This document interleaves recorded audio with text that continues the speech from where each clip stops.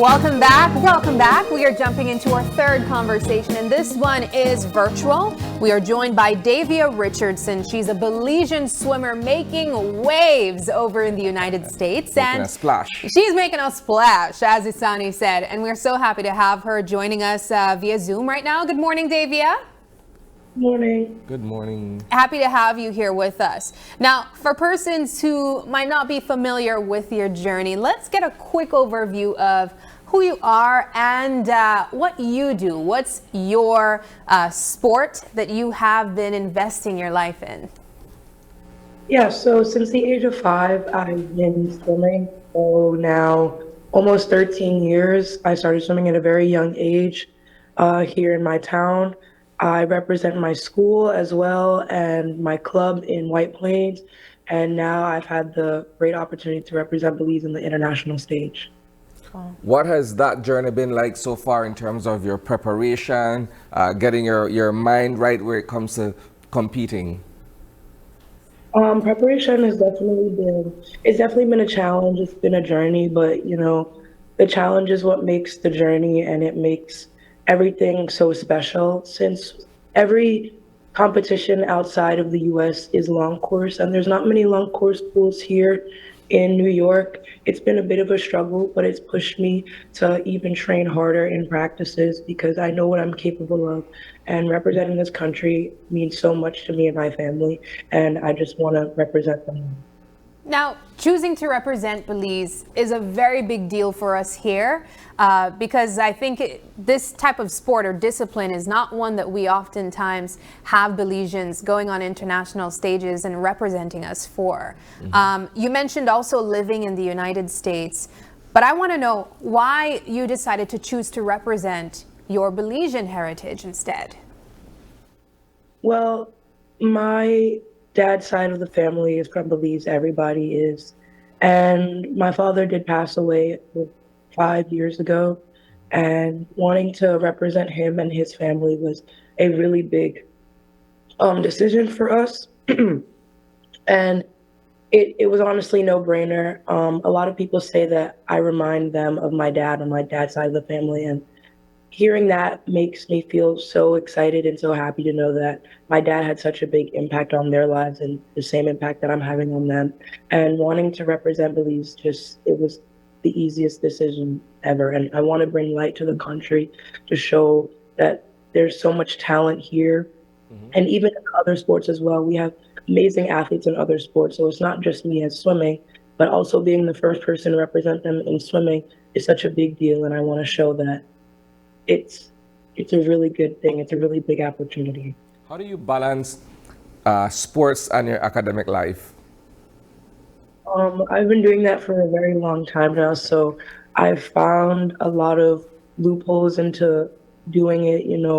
Time management is a really big thing. So now that I'm in my senior year of high school, I do have like some free periods that I can sit down and do my work before swim practice, and just try and get as much done before I have late night practice and even more morning practices sometimes in the week. And I can say it's been a struggle sometimes, but I'm always able to get it done, always able to keep my grades up, and yeah. Yeah. Well, tell us about some of the competitions that you have participated in and how it has propelled you to be at this point that you are at right now. Yeah, so the international competitions that I've been to, my first one was the World Short Course Championships in Budapest, Hungary, and following was the World Long Course Championships in Singapore over the summer. And the Budapest one was in December of 2024. That was my first time representing the country. And I can say it was a little nerve-wracking, seeing all these big-time athletes and big Olympians, for at the time I was 16, a 16-year-old being here is like, wow, this is like really huge. I want to do my best. And I did do my best. I did drop some time. I did set some national records, and I did win some heats as well in the Singapore World Championships. And that was a lot of fun. Eyes to a lot of lessons, a lot of opportunities, and to be able to share the stage with these big athletes has been a lot of fun. And I've met a lot of new friends from these countries too, and it makes me excited to look forward to these other international meets that I'll have with. What's the future for you as a professional athlete? Do you envision, the furthest you can go as a swimmer? Perhaps Olympics or what have you? So I am hopeful that I will be able to represent Belize in the Olympics for swimming for the very first time.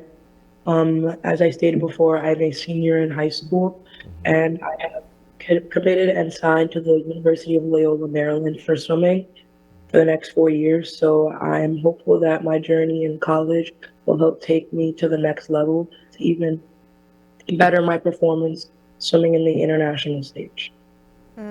Now, what has the training to get to that point been like? I imagine taking on this journey since the age of 5 has been something that you've had to really commit to.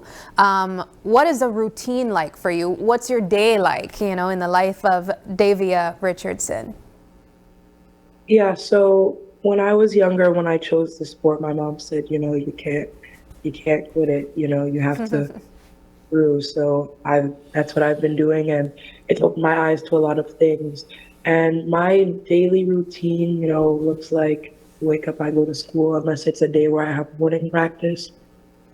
Go to school, do as much as I can in school, do all of my work ahead of time, as much as I can, and get home, do some homework, and get ready to go to practice. I do have practices late at night, so then I do get home pretty late. So my goal is to just try and do as much work as possible, as I stated earlier, so I can get to bed on time and get to bed early, so then to possibly wake up again and do it all over again, unless there is morning practice or not. And it looks the same for weekends. I have morning practice both Saturday and Sunday, along with dry land sessions through the week and sometimes on the weekends.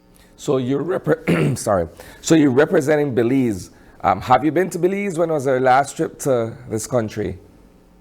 I have been to Belize recently, and we are planning to come soon, I think in April during Easter break. Nice. And I haven't been in the country in a little while, but as I've been busy with swimming and school, it's kind of hard to match up the Belize holidays and the U.S. holidays sometimes. So my breaks aren't really the same, but I'm very excited to come home. Nice. All right. Well, I'm excited to test your knowledge on some Creole, actually. We have a little bit of an activity that we try to do every single day, and it's called our cultural phrase of the day. Really, it's just a Creole proverb. And so I want to test your knowledge, Davia, really quick to see how much Creole you actually know. Do you know some Creole? You don't know any Creole. I'm so sorry. Well, let's see if you can maybe try to decode this anyway. Because I'm not going to lie, we have some people on the couch who also don't know Creole, and they do a pretty decent job. So let's see if you could figure out what this means. Now, our Creole proverb of the day is, God might not reach so-so, but he was send. Again, I'll repeat that. This is a hard one, I actually think. God might not reach so-so, but he was sent. And that translates in English, God might not get here immediately, but he will send. What do you think that means? I think that means, the process isn't going to happen immediately, but that doesn't mean the process isn't happening. I like that. I'll take it. And here's the thing, it's really open to interpretation. And so really there could be an expression or a proverb that means exactly this, but you can use it in other contexts as well. So this says the meaning is unexpected help or gifts come just when one needs it most. That's wonderful. Davia, thank you so much for joining us virtually. We really appreciate the time that you took, and we are rooting for you all the way here in Belize, girl. We wish you all the best, and we can't wait to continue following along this journey of yours. Thank you so much for having me this morning. All righty. All right, well, we take another quick break, but don't go anywhere. We have a treat for you grazing board lovers. When we come back, it's all about love at first bite with I Love Grazing Boards.